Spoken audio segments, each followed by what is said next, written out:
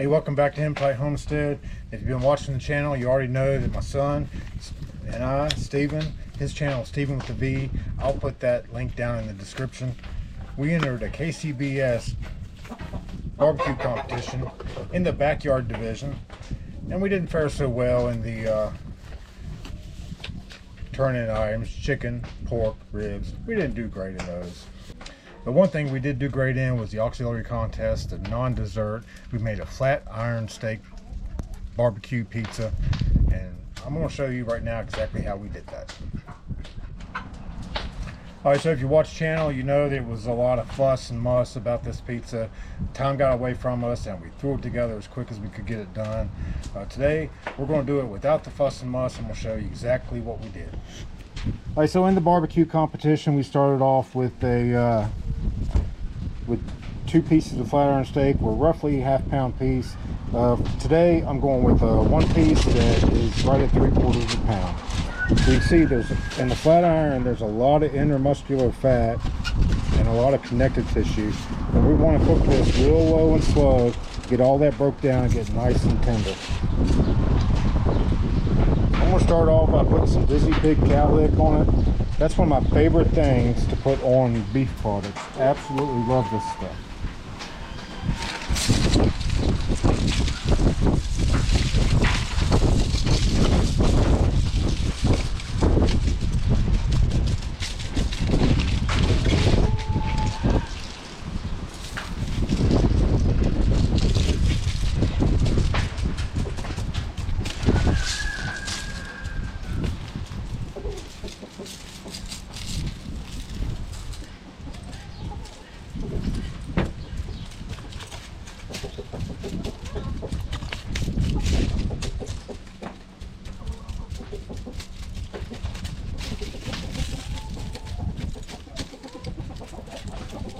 I'm just going to press the sides of it all down in what's overflow and get it all nice and covered.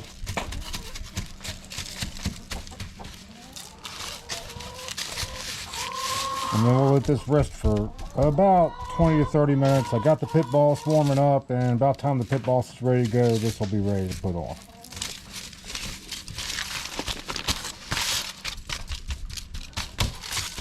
Now, you can use a binder if you want. I typically like to go no binder. Some people use various types of oils or a little bit of mustard. I like to go no binder, and it's always worked out for me really well. I've had this sitting out on the counter inside for a couple of hours, so to go ahead and start sweating out, and it'll sit here with this rub on it for about 20 or 30 minutes while the pit boss is warming up. Alright, so I got that nice and covered, and we'll just let it sit here and rest. One thing I'll go ahead and do before I get started is go ahead and get this pizza stone in the pit boss. And I like to put it right over the center, so the fire is like right directly underneath it here, and then I'll start getting it warmed up. Now, it won't get as warm as we need it while we're cooking this flat iron steak, but I'm just trying to help it get started warming up. After the steak's done, we'll ramp this pit boss up to 400 degrees and get this plate nice and hot. I'm using the pit boss competition blend. That's pretty much my go-to for everything that goes in the pit boss. I do switch from other things from time to time, but pretty much use this all the time. And you can cook this in offset, obviously, but for me, just cooking this little 3/4 pound flat iron steak was too much trouble to fire up the offset, so we're just going to go on the pit boss day, which is exactly what we did on the Cork and Pork KCBS barbecue competition. Alright, I've got it right at about 230 degrees right now. I'm okay with that. Low and slow is going to be perfect for this.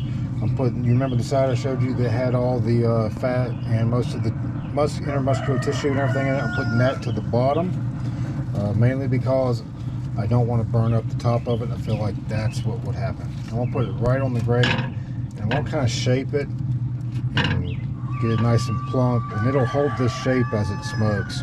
And what I'm looking for is to get biteable, pull off chunks of this thing that will top on the pizza. Alright, we're an hour in. I'm going to take a look and see. I think I'm going to let it go a little bit longer here. I'm going to stick my thermocline in it just to see where we're at. I'm shooting for 170 where I'm going to wrap it. But Again, the wrap temperature doesn't really matter to me that much. You can see I don't even have a temperature probe in it. Yeah, we're 159.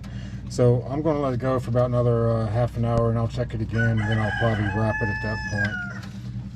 I'm going to give it a little spritz of some. This is 50-50 apple juice and apple cider vinegar.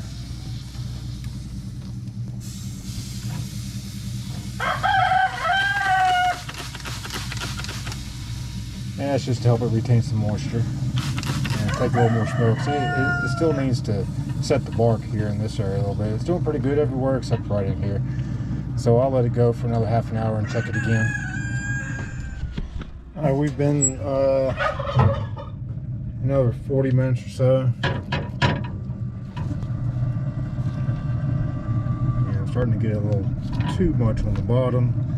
So I'm gonna, let's see where we're at on temperature.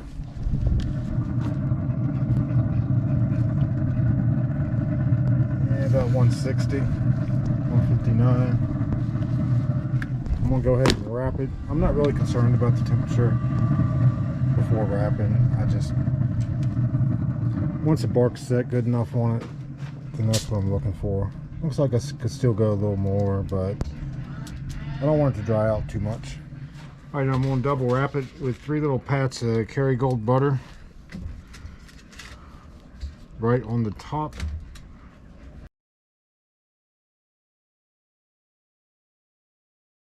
And now I'm going to stick a temperature probe in it.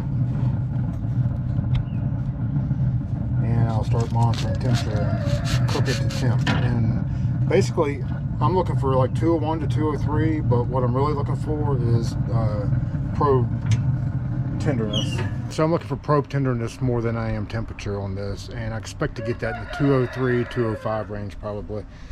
It's still got a little bit of ways to go, so we're going to keep cooking. All right, flat iron steak is done. I've got it sitting right here resting.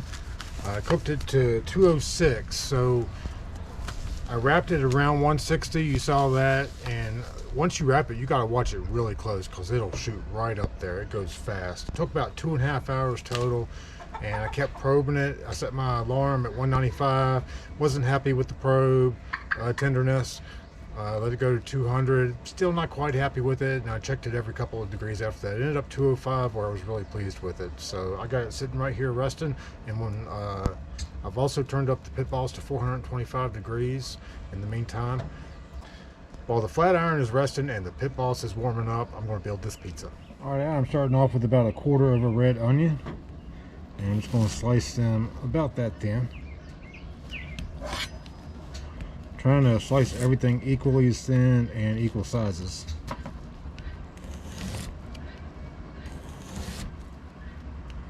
It doesn't take much. And I'm no chef, and I do not have knife skills, so there you go.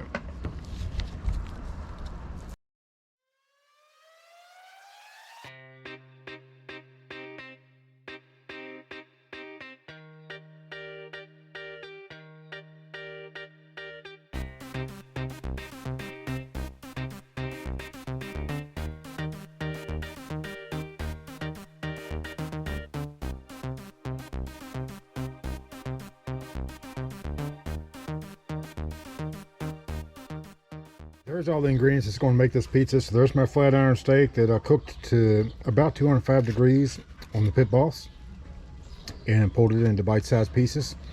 Pepper jack cheese, sharp cheddar. Now I used mild cheddar in the competition that we were in, but I forgot to buy cheese when I went to the store today, so we only had sharp cheddar in the house, so that's what's going to be. Red onion, green pepper, a colorful array of mini bell peppers, and Pillsbury pizza crust, the classic crust. Yes, that's absolutely right. This is the crust that we use. Now you can use any crust that you want, make your own, use a different pre-made crust or whatever. This worked out really well for us, especially in a setting where we were cooking away from home.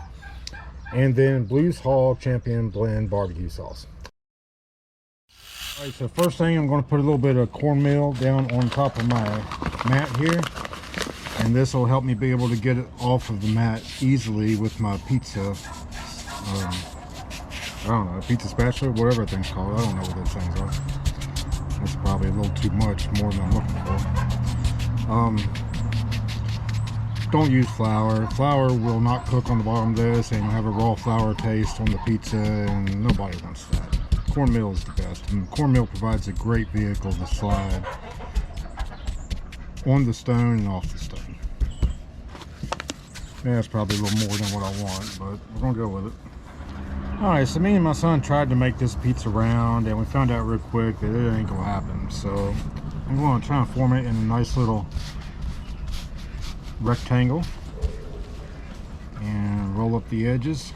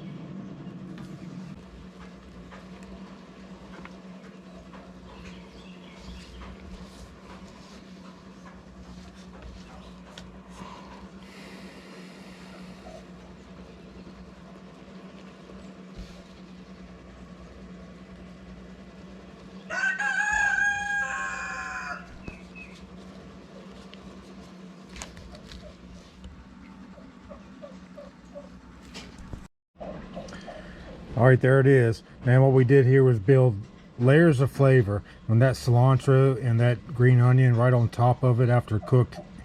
When you get that on tongue, man, it takes it to the next level. All right, there it is. Flat iron steak barbecue pizza. All right, make sure you're hitting that subscribe button. Follow Hematitehomestead, Coonies, barbecuing, homesteading, a little bit of everything. All right, make sure you're looking for Hematitehomestead on Facebook, Instagram, and TikTok, and we will see you next time.